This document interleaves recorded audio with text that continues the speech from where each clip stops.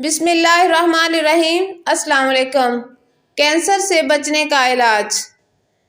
Cancer کا مرض ایک انتہائی خطرناک، تکلیف دہ اور جان لیوا مرض ہے۔ اس کے لیے انسان لاکھوں روپے خرچ کر دیتے ہیں۔ آج اس ویڈیو میں آپ کے ساتھ ایک ایسا دیسی نسخہ شیئر کرنے جا رہی ہوں جو کہ کینسر کے مریض کی تکلیف کو بہت حد تک ختم کر دیتا ہے۔ یاد رہے کہ یہ نسخہ گھر میں آزمایا ہوا ہے۔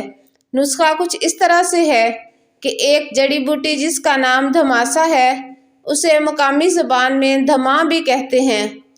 اس بوٹی کے 3 سے 4 پودے لے کر انہیں اچھی طرح دھونے کے بعد سائے میں خشک کرنے کے لیے ڈال دیں۔ 1 ہفتے کے دوران یہ خشک ہو جائے گی، پھر اسے رگڑ کوٹ کر اس کا پاؤڈر بنا لیں۔